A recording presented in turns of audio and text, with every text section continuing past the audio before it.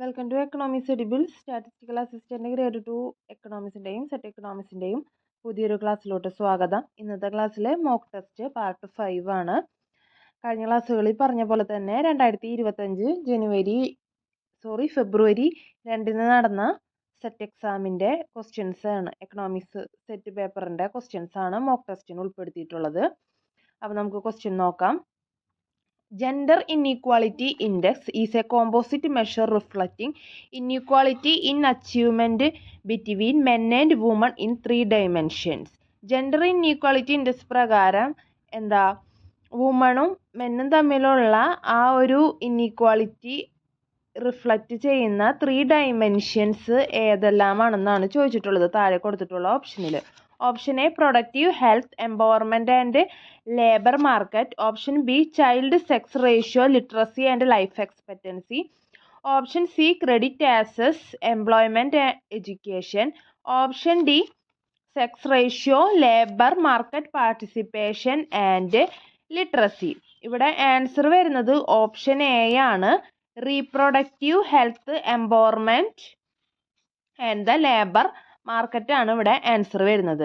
ഇനി gender inequality index release ചെയ്യുന്നത് ആരാണ്? UNDP ആണ്. യുണൈറ്റഡ് നേഷൻസ് ഡെവലപ്മെൻറ്റ് പ്രോഗ്രാം ആണ് എന്ത് ജെൻഡർ ഇൻഇക്വാളിറ്റി ഇൻഡെക്സ് റിലീസ് ചെയ്യുന്നത്. അപ്രകാരം 0 to 1 ആണ് അതിൻ്റെ റേഞ്ച്. 0 ആണെങ്കിൽ എന്താ നോ ഇൻഇക്വാളിറ്റി, 1 ആണെങ്കിൽ എന്താണ് വേഴ്സ്റ്റ് പോസിബിൾ ഇൻഇക്വാളിറ്റി ആണ് അതിൽ മെയിനായിട്ട് കാണിക്കുന്നത്. അപ്പോൾ ഓക്കെ, ആ GII ഏതാണെന്ന് നോക്കുക. അതിൽ വരുന്ന 3 കാര്യങ്ങളാണ് റീപ്രൊഡക്റ്റീവ് ഹെൽത്തും എംപവർമെൻറ്റും ആൻഡ് ലേബർ മാർക്കറ്റാണെന്ന് ആലോചിക്കുക. UNDP ആണ് റിലീസ് ചെയ്യണമെന്ന് ഓർക്കുക. ഓക്കെ, ഇനി സെക്കൻഡ് ക്വസ്റ്റ്യൻ നോക്കാം. സ്റ്റേറ്റ് ഫിനാൻസ് കമ്മീഷനുമായിട്ടുള്ള ഒരു മാച്ച് ദ ഫോളോയിങ് ആണ്. സ്റ്റേറ്റ് ഫിനാൻസ് കമ്മീഷൻ്റെ ക്ലാസ് മുന്നേ ഇതിൽ PYQയിൽ ഉൾപ്പെടുത്തിയിട്ടുണ്ടായിരുന്നു എക്കണോമിക്സ് എഡിബിൾസിൽ. അത് ഞാൻ പറഞ്ഞിട്ടുണ്ടായിരുന്നു പതിവായിട്ട് ചോദിക്കുന്നതാണ്. അതായത് സെൻട്രലും സ്റ്റേറ്റ് ഫിനാൻസ് കമ്മീഷൻ്റെ നമ്പറും അതിനെ റെപ്രസെൻ്റ് ചെയ്യുന്ന ചെയർമാനെ ഏതാണെന്ന് ചോദിച്ചിട്ട് ഈ മാച്ച് ദ ഫോളോയിങ് ചോദിക്കാറുള്ളതാണ്. ഇവിടെ ലിസ്റ്റ് 1ൽ number of finance commission state finance കമ്മീഷനും ലിസ്റ്റ് 2ൽ അതിനെ റെപ്രസെൻ്റ് ചെയ്യുന്ന ചെയർമാനുമാണ് കൊടുത്തിട്ടുള്ളത്. ഇവിടെ ആൻസർ വരുന്നത് ഓപ്ഷൻ എ തന്നെയാണ്. അത് കറക്റ്റ് തന്നെയാണ് കൊടുത്തിട്ടുള്ളത്. അതായത് ലിസ്റ്റ് 1ഉം ലിസ്റ്റ് 2ഉം കറക്റ്റ് മാച്ച് ചെയ്തിട്ടാണ് പോയിട്ടുള്ളത്. 4th state finance commission MA Oommen, 5th state finance commission BA Prakash, 6th state finance commission SM Vijayanand, 7th state finance commission KN Harilal. അപ്പോൾ ഇവിടെ ഓപ്ഷൻ എ തന്നെയാണ് ഇവിടെ ആൻസർ വരുന്നത്. ഇപ്പോൾ പ്രസൻ്റ്ലി എത്രാമത്തെയാണ്? 7th സ്റ്റേറ്റ് ഫിനാൻസ് കമ്മീഷനാണ്. അതിൻ്റെ ചെയർമാനാണ് ആര്? KN ഹരിലാൽ. 2024 സെപ്റ്റംബറിലാണ് എന്ത് 7th സ്റ്റേറ്റ് ഫിനാൻസ് കമ്മീഷനെ അപ്പോയിൻറ്റ് ചെയ്തത്. ഓക്കെ, ഇനി തേർഡ് ക്വസ്റ്റ്യൻ നോക്കാം. According to the Malthusian theory of population, nature of growth of population and food production is. Option A population increases in geometrical progression and food production in arithmetical progression. Option B food production in geometrical progression and population increases in arithmetical progression. Option C there is inverse relationship between the two. Option D none of these. അപ്പോൾ മാത്യൂസ്യൻ population theory പ്രകാരം പോപ്പുലേഷൻ്റെയും food പ്രൊഡക്ഷൻ്റെയും growth rate എങ്ങനെയാണെന്നാണ് ചോദിച്ചിട്ടുള്ളത്. ഇവിടെ answer വരുന്നത് ഏതാണ്? Option A ആണ്. Population increases in geometrical progression and food production in arithmetical progression ആണ് ഇവിടെ ആൻസർ വരുന്നത്. മാത്യൂസ് ഏത് സ്കൂൾ ഓഫ് എക്കണോമിക് തോട്ടിലാണ് വരുന്നത്? ക്ലാസിക്കൽ സ്കൂൾ ഓഫ് എക്കണോമിക് തോട്ടിലാണ് അല്ലേ മാൽത്യൂസ് വരുന്നത്. മാൽത്യൂസിൻ്റെ പോപ്പുലേഷൻ തിയറി വളരെ ഫേമസ് ആണ്. അപ്രകാരം എന്താണ് പോപ്പുലേഷൻ ഇൻക്രീസ് ചെയ്യുന്നത് ജിയോമെട്രിക്കൽ പ്രോഗ്രഷനിലാണ്. അതായത് ഡബിൾ ചെയ്ത് പോകും. 2, 4, 8, 16 എന്നുള്ള ആ റേറ്റിലാണ് എന്ത് പോപ്പുലേഷൻ ഇൻക്രീസ് ചെയ്യുന്നത്. അതാണ് എന്ത് ജിയോമെട്രിക്കൽ പ്രോഗ്രഷൻ. അത് ഡബിൾ ആയിക്കൊണ്ടിരിക്കുകയാണ് പോപ്പുലേഷൻ. പക്ഷേ ഫുഡ് പ്രൊഡക്ഷൻ എങ്ങനെയാണ്? അർത്തമെറ്റിക്കൽ പ്രോഗ്രഷൻ ആണ്. എങ്ങനെയാണ്? 1, 2, 3, 4, 5, 6 എന്നുള്ള അർത്തമെറ്റിക്കൽ മാനറിലാണ് എന്ത് ഫുഡ് പ്രൊഡക്ഷൻ ഇൻക്രീസ് ചെയ്യുന്നത്. അപ്പോൾ അങ്ങനെ വന്നു കഴിഞ്ഞാൽ റിസൾട്ട് എന്തായിരിക്കും? Disequilibrium between population and food supply അല്ലേ. ഫുഡ് സപ്ലൈനേക്കാളും കൂടുതലാണ് എന്ത് പോപ്പുലേഷൻ റേറ്റിൽ ഗ്രോത്ത് എന്നുണ്ടെങ്കിൽ എന്താണ് അവിടെ ഒരു ഡിസിക്വിലിബ്രിയം ഉണ്ടാകും. ഇനി അതെങ്ങനെയാണ് കറക്റ്റ് ചെയ്യുക? അതിന് മാൽത്യൂസ് പറഞ്ഞ 2 മെഷേഴ്സ് ആണ്. ഒന്ന് എന്താണ് പോസിറ്റീവ് ചെക്ക് ഓർ നാച്ചുറൽ ചെക്കും അതുപോലെ തന്നെ പ്രിവെൻറ്റീവ് മെഷർ. ഇനി പോസിറ്റീവ് ഓർ നാച്ചുറൽ എന്ന് ആലോചിക്കുമ്പോൾ നമുക്ക് സിമ്പിളായിട്ട് ആലോചിക്കുക. അതായത് എന്താണ് പ്രകൃതിക്ഷോഭങ്ങൾ അല്ലേ, such as earthquake, flood, famine, epidemics ഒക്കെയാണ് എന്ത് ഇത് കറക്റ്റ് ചെയ്യാനായിട്ടുള്ള നാച്ചുറൽ അല്ലെങ്കിൽ പോസിറ്റീവ് ചെക്കും. ഇനി പ്രിവെൻറ്റീവ് ചെക്ക് അല്ലെങ്കിൽ പ്രിവെൻറ്റീവ് മെഷേഴ്സ് എന്ന് പറഞ്ഞാൽ എന്താണ് late marriage, celibacy, family planning മുതലായവ കൂടെ എന്താണ് പോപ്പുലേഷൻ റേറ്റ് കുറയ്ക്കാനായിട്ട് സാധിക്കും. അപ്പം സിമ്പിളായിട്ട് മാൽത്യൂസിൻ തിയറി ഓഫ് പോപ്പുലേഷൻ എന്ന് കണ്ടു കഴിഞ്ഞാൽ ഈ ഗ്രാഫ് ഒന്ന് ഓർത്ത് വെച്ച് കഴിഞ്ഞാൽ നിങ്ങൾക്ക് ഈസി ആയിട്ട് ഈ ഫ്ലോ ചാർട്ട് ഒന്ന് നോക്കി വെച്ച് കഴിഞ്ഞാൽ നിങ്ങൾക്ക് ഈസി ആയിട്ട് ഓർത്തിരിക്കാൻ പറ്റും. മാൽത്യൂസിൻ തിയറി ഓഫ് പോപ്പുലേഷനിൽ എന്താണ് പോപ്പുലേഷൻ ജിയോമെട്രിക്കലും ഫുഡ് പ്രൊഡക്ഷൻ അർത്ഥമെറ്റിക്കലും ആണ് ഈ ഗ്രോത്ത് ഉണ്ടാവണേ. അങ്ങനെ വന്നാൽ എന്ത് ചെയ്യും, ഒരു ഇൻബാലൻസ് ഉണ്ടാവും, ഡിസിക്വിലിബ്രിയം ഉണ്ടാവും എക്കോണമിയിൽ. അപ്പോൾ അതെങ്ങനെ കറക്റ്റ് ചെയ്യും, രണ്ട് മെഷേഴ്സ് ആണ്, നാച്ചുറൽ ചെക്കും പ്രിവെൻറ്റീവ് ചെക്കും അല്ലേ. നാച്ചുറൽ എന്താണ്, natural calamities, epidemic, flood, famine മുതലായവയെ കൂടെ പോപ്പുലേഷൻ എന്താണ് കൺട്രോൾ ചെയ്യുന്നു. ഇനി പ്രിവെൻറ്റീവ് ചെക്കിൽ കൂടെ എങ്ങനെയാണ് ഫാമിലി പ്ലാനിങ്ങും സെലിബസിയും ലേറ്റ് മാരേജിൽ കൂടെ എന്താണ് പോപ്പുലേഷൻ ഗ്രോത്ത് കൺട്രോൾ ചെയ്യുന്നു എന്നുള്ളത് ഓർക്കുക. ഇനി നെക്സ്റ്റ് ക്വസ്റ്റ്യൻ നോക്കാം. Dash sampling is an example of non probability sampling. Option A quota, option B cluster, option C systematic, option D stratified random. ഇതിലേതാണ് താഴെ തന്നിരിക്കുന്ന ഓപ്ഷനിൽ ഏതാണ് നോൺ പ്രോബബിലിറ്റി സാമ്പിളിംഗ് എന്നാണ് ചോദിച്ചിട്ടുള്ളത്. സാമ്പിളിംഗ് മെത്തേഡ്സിനെ പൊതുവായിട്ട് രണ്ടായിട്ട് തരംതിരിച്ചിട്ടുണ്ട്. ഒന്ന് പ്രോബബിലിറ്റി സാമ്പിളിങ്ങും ഒന്ന് നോൺ പ്രോബബിലിറ്റി സാമ്പിളിങ്ങും. അതിൽ പ്രോബബിലിറ്റി സാമ്പിളിങ്ങിൽ വരുന്നതാണ് എന്ത്, simple random sampling, stratified sampling, systematic sampling, പിന്നെ എന്താണ് ക്ലസ്റ്റർ സാമ്പിളിംഗ്. അപ്പം നമ്മുടെ ഈ ഓപ്ഷനിൽ എന്താണ് ക്ലസ്റ്റർ സാമ്പിളിങ്ങും സിസ്റ്റമാറ്റിക്കും സ്ട്രാറ്റിഫൈഡ് റാൻഡവും ഏതാണ് പ്രോബബിലിറ്റി സാമ്പിളിങ്ങിൽ പെട്ടുന്നതാണ് അല്ലേ. അപ്പോൾ ഇവിടെ ആൻസർ വരുന്നത് ഏതാണ്, ഓപ്ഷൻ എ കോട്ട സാമ്പിളിംഗ് ആണ്.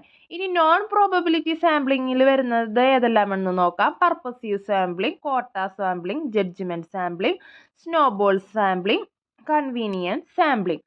അപ്പോൾ സാമ്പിളിംഗ് മെത്തഡിനെ രണ്ടായിട്ട് തിരിച്ചിട്ടുണ്ട്, പ്രോബബിലിറ്റിയും നോൺ പ്രോബബിലിറ്റിയും. ആ സാമ്പിളിങ്ങുകൾ ഏതാണെന്നൊക്കെ ഒന്ന് ജസ്റ്റ് നോക്കി വെച്ച് കഴിഞ്ഞാൽ നന്നായിരിക്കും.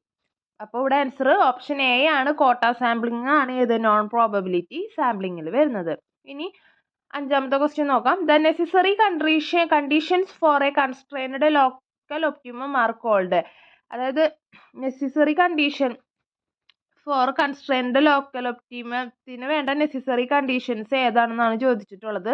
ഇവിടെ option A feasible solution, option B Kuhn Tucker condition, option C non linear programming, option D Lagrange multiplier. ഇവിടെ ആൻസർ വരുന്നത് ഓപ്ഷൻ ബി കണ്ടക്കർ കണ്ടീഷൻ ആണ്. എന്ത് കൺസ്ട്രെയിൻഡ് ലോക്കൽ ഒപ്റ്റിമത്തിന് വേണ്ട നെസസറി കണ്ടീഷൻ എന്ന് പറയുന്നത് എന്താണ്, കണ്ടക്കർ കണ്ടീഷൻ ആണ്.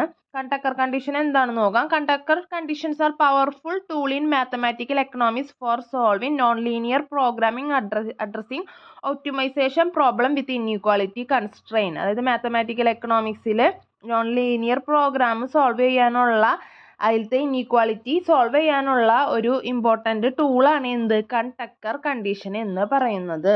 മാത്തമാറ്റിക്കൽ എക്കണോമിക്സിൽ എന്തിട്ടാ പറയുക, ഒപ്റ്റിമൈസേഷൻ അല്ലേ, നോൺ ലീനിയർ പ്രോഗ്രാമിലെ optimization problem with inequality constraint solve ചെയ്യാനുള്ള ഒരു ഇമ്പോർട്ടൻ്റ് ടൂളാണ് എന്ത് കണ്ടക്കർ കണ്ടീഷൻ. അത് എക്കണോമിക്സിൽ ഏതൊക്കെ തിയറികളിലാണ് അപ്ലൈ ചെയ്യുന്നത്, പ്രൊഡക്ഷൻ തിയറിയിലും കൺസ്യൂമർ തിയറിയിലും അപ്ലൈ ചെയ്യുന്നുണ്ട്. പ്രൊഡക്ഷൻ തിയറിയിലാണെങ്കിൽ എന്താണ് optimal input combination for cost minimization or profit മാക്സിമൈസേഷനും, കൺസ്യൂമർ തിയറിയിൽ solve utility maximization problem subject to budget കൺസ്ട്രെയിനുമാണ് മെയിനായിട്ട് എന്ത് ഈ കണ്ടക്കർ കണ്ടീഷൻ യൂസ് ചെയ്യുന്നത്. ഇനി ആറാമത്തെ ക്വസ്റ്റ്യൻ നോക്കാം. A consumer's ordinary demand function is known as. Option A Keynesian demand function, option B kinked demand curve, option C individual demand function, option D Marshallian demand function. മെയിനായിട്ട് consumer theory of demand അല്ലെങ്കിൽ consumer ഡിമാൻഡിൻ്റെ ഒക്കെ demand തിയറിയുടെ ഒക്കെ ഫാദറായിട്ട് കണക്കാക്കുന്ന ആരാണ്, Alfred മാർഷലാണ് അല്ലേ. നിയോ classical എക്കണോമിക്സിന് ഒത്തിരി സംഭാവനകൾ കൊണ്ടുവന്ന ആളായിരുന്നു ആര്, ആൽഫ്രഡ് മാർഷൽ എന്ന്. ആ സ്കൂൾ ഓഫ് എക്കണോമിക് തൊട്ട് ക്ലാസ് കേട്ടവർക്ക് മനസ്സിലായിരിക്കും. അതായത് മാത്തമാറ്റിക്കൽ ഇക്വേഷൻസ് ടൂൾസ് ഒക്കെ മെയിനായിട്ട് യൂസ് ചെയ്ത് തുടങ്ങിയത് നിയോ ക്ലാസിക്കൽസിൻ്റെ പീരീഡ് തുടങ്ങിയാണ്. അപ്പോൾ ഫാദർ ഓഫ് കൺസ്യൂമർ അല്ലെങ്കിൽ ഡിമാൻഡ് തിയറി എന്ന് പറയുമ്പോൾ മെയിനായിട്ട് ആൽഫ്രഡ് മാർഷലിൻ്റെ പേര് വരിക ഓർക്കുക. അതുകൊണ്ട് തന്നെയാണ് അതെന്താണ് കൺസ്യൂമേഴ്സ് ഓർഡിനറി ഡിമാൻഡ് ഫംഗ്ഷനെ മാർഷേലിയൻ ഡിമാൻഡ് ഫംഗ്ഷൻ എന്നും പറയുന്നത്. അതിലെന്താണ് കാണിക്കുന്നത്? It shows the relationship between price of good and quantity demanded by the consumers considering their income ലെവലാണ് എന്ത് ഈ കൺസ്യൂമേഴ്സ് ഡിമാൻഡ് ഫംഗ്ഷനിൽ മെയിനായിട്ട് കാണിക്കുന്നത്. അതായത് relationship between price and considering their income level തമ്മിലുള്ള ആ റിലേഷൻഷിപ്പാണ് എന്ത് കൺസ്യൂമർ ഡിമാൻഡിൽ മെയിനായിട്ട് കാണിക്കുന്നത്. അപ്പോൾ ഇവിടെ ആൻസർ വരുന്നത് കൺസ്യൂമർ ഓർഡിനറി ഡിമാൻഡ് എന്താണ് മാർഷ്യലിയൻ ഡിമാൻഡ് ഫംഗ്ഷൻ എന്നും അറിയപ്പെടുന്നതായിട്ട് ഓർക്കുക. ഇനി 7th question, the mistake including too many dummy variable among the independent variable is option A ഇറസിൻ variable, option B dummy independent variable, option C dummy variable trap, option D dummy variable regression. ഇവിടെ answer വരുന്നത് dummy variable trap ആണ്. അതായത് dummy variable trap എന്ന് പറഞ്ഞു കഴിഞ്ഞാൽ അതെന്താ, to many independent variables തമ്മിലുള്ള ആ ഒരു ഇത് വന്നു കഴിഞ്ഞാൽ എന്താണ് അവിടെ മൾട്ടി കൊളീനിയാരിറ്റി ഉണ്ടാവാനായിട്ട് സാധ്യതയുണ്ട്. അപ്പോൾ മൾട്ടി കൊളീനിയാരിറ്റി വന്നു കഴിഞ്ഞാൽ എന്താണ്, making it difficult to interpret the individual effect of each dummy variable on dependent variable in regression model. അതായത് കൃത്യമായിട്ട് ഒന്ന് പ്രെഡിക്റ്റ് ചെയ്യാൻ എന്താണ് സാധിക്കില്ല. അപ്പോൾ മെയിനായിട്ട് ഡമ്മി വേരിയബിൾ ട്രാപ്പ് ക്രിയേറ്റ് ചെയ്യുന്നത് ഏതാണ്, മൾട്ടി കൊളീനിയാരിറ്റി ആണെന്നുള്ളത് ആലോചിക്കുക. ഇനി 8th ക്വസ്റ്റ്യൻ ആണ്, according to Mrs Joan Robinson an economy would be in golden age when option A growth of income is equal to output, rate of growth of capital is equal to the rate of growth of population, option C actual income is equal to output, option D planned saving is equal to planned output. അപ്പോൾ ഇവിടെ answer വരുന്നത് option B ആണ്. ആ golden age equilibrium ആരാണ് കൊണ്ടുവന്നത്, John Robinson ആണ്. അപ്രകാരം golden age equilibrium എന്ന് പറഞ്ഞാൽ എന്താണ്, delta K divided by K equal to delta N divided by N. അതായത് എപ്പോഴും ഗോൾഡൻ ഏജ് ഇക്വിലിബ്രിയം പ്രകാരം എന്താണ്, rate of growth of capital എപ്പോഴും പോപ്പുലേഷന് തുല്യമായിരിക്കും എന്നാണ് എന്ത് ഗോൾഡൻ ഏജ് ഇക്വിലിബ്രിയത്തിൽ മെയിനായിട്ട് പറയുന്നത്. ഗോൾഡൻ ഏജ് ഇക്വിലിബ്രിയത്തിൻ്റെ ഇക്വേഷൻ ആണ് ഇത് delta K divided by K equal to delta N divided by N. Okay. ഇനി 9th question, in the Solow model the catch up effect is due to the assumptions that technology is option A exogenous, option B endogenous, option C due to R&D, option D patenting. ഇവിടെ answer വരുന്നത് exogenous ആണ്. Solo growth മോഡലിൽ എന്താണ് ടെക്നോളജിയുടെ ഭാഗമായിട്ട് എന്താണ് അവിടെ ഒരു ക്യാച്ചപ്പ് എഫക്റ്റ് ഉണ്ടായിരിക്കും. ഈ ക്യാച്ചപ്പ് എഫക്റ്റ് എന്ന് പറഞ്ഞു കഴിഞ്ഞാൽ എന്താണ്, where poorer countries potentially grow faster and catch up with richer ones. അതായത് അവിടെ ടെക്നോളജിക്കൽ അഡ്വാൻസ്മെൻറ്റ് കൊണ്ടുവന്നു കഴിഞ്ഞാൽ എന്താണ്, പൂറർ കൺട്രീസ് മറ്റ് റിച്ചർ വൺസിനെക്കാളും കൂടുതൽ പെട്ടെന്ന് ഗ്രോ ഫാസ്റ്റർ ആവാനായിട്ട് അവിടെ സാധ്യത ഉണ്ടെന്നാണ് പറയുന്നത്. കാരണം technological advancement increases the efficiency of labour not the quantity of capital. ഈ ടെക്നോളജിക്കൽ അഡ്വാൻസ്മെൻറ്റ് ക്യാപിറ്റലിലല്ല ഇമ്പ്രൂവ്മെൻറ്റ് കൊണ്ടുവരിക, അവിടുത്തെ ലേബറിലാണ് ഒത്തിരി ഇമ്പ്രൂവ്മെൻറ്റ് കൊണ്ടുവരിക എന്നാണ് എന്ത് ഈ സോളോയുടെ ഗ്രോത്ത് മോഡലിൽ മെയിനായിട്ട് ഈ ക്യാച്ചപ്പ് എഫക്റ്റിൽ പറയണത്. അതായത് നമുക്ക് ആലോചിക്കാം, പൂവർ കൺട്രീസ് അല്ലെങ്കിൽ അണ്ടർ ഡെവലപ്ഡ് കൺട്രീസിൽ എന്താണ് അവിടുത്തെ പോപ്പുലേഷൻ സൈസ് കൂടുതലായിരിക്കും. അവിടെ ക്യാപിറ്റൽ കുറവായിരിക്കും എന്നറിയാം. ക്യാപിറ്റൽ കുറവായത് കൊണ്ട് തന്നെയാണ് അവർക്ക് ഡെവലപ്പ് ചെയ്യാനൊന്നും സാധിക്കാത്തത്. പക്ഷെ അവിടെ പോപ്പുലേഷൻ കൂടുതലുണ്ട്. ഈ പോപ്പുലേഷൻ കൂടിയാൽ തന്നെ എന്താണ് അവർക്ക് അവിടെ ടെക്നോളജി കൊണ്ടുവന്നു കഴിഞ്ഞാൽ അവർ മറ്റ് റിച്ചർ കൺട്രീസിനേലും ഫാസ്റ്റിൽ ഗ്രോ ചെയ്യാനുള്ള ചാൻസ് ഉണ്ടെന്നാണ് ഈ സോളോയുടെ ക്യാച്ചപ്പ് എഫക്റ്റിൽ മെയിനായിട്ട് പറയുന്നത്. അപ്പോൾ അവിടെ ടെക്നോളജി എന്താണ് ഒരു എക്സോജീനിയസ് ഫാക്ടറാണ്. ഓക്കെ. ഇനി ലാസ്റ്റ് ക്വസ്റ്റ്യൻ നോക്കാം. In linear programming non negativity implies that A variable cannot have a negative. Option A quotient in the objective function, quotient in the constrained equation. Option C quotient in the constrained inequality. Option D value. Linear പ്രോഗ്രാമിലെ non negativity implies ചെയ്യുന്നത് എന്താണ്, negative എന്താണെന്നാണ് ചോദിച്ചിട്ടുള്ളത്. ഇവിടെ വരുന്ന negative value ആണ് പറഞ്ഞിട്ടുള്ളത്. Option D value ആണ് ഇവിടെ ആൻസർ വരുന്നത്. In linear programming non negativity as A constrained signifies that all decision variable in the model must be greater than or equal to 0 ആയിരിക്കും എന്നാണ് പറഞ്ഞിട്ടുള്ളത്. നോൺ ലീനിയർ പ്രോഗ്രാമിൽ എപ്പോഴും നോൺ നെഗറ്റിവിറ്റി ഒന്നുകിൽ greater than or equal to 0 ആയിരിക്കും. അവിടെ ഒരിക്കലും എന്താണ് നെഗറ്റീവ് വാല്യൂവിലോട്ട് പോവില്ല എന്നാണ്. Meaning they cannot take uh on negative values. അപ്പോൾ ലീനിയർ പ്രോഗ്രാമിൽ നോൺ നെഗറ്റിവിറ്റിയിൽ എപ്പോഴും നെഗറ്റീവ് വാല്യൂസ് ടേക്ക് ചെയ്യില്ല. അത് എപ്പോഴും എന്തായിരിക്കും variable, equal to or greater than 0 ആയിരിക്കും. ഓക്കെ, അപ്പോൾ ഇന്ന് 10 ക്വസ്റ്റ്യൻ ആണ് ഇവിടെ ഡിസ്കസ് ചെയ്തത്. എല്ലാവർക്കും ഉപകാരപ്പെട്ടു എന്ന് കരുതുന്നു. അടുത്ത ക്ലാസ്സിൽ പുതിയൊരു ടോപ്പിക്കുമായി വീണ്ടും കാണാം. താങ്ക്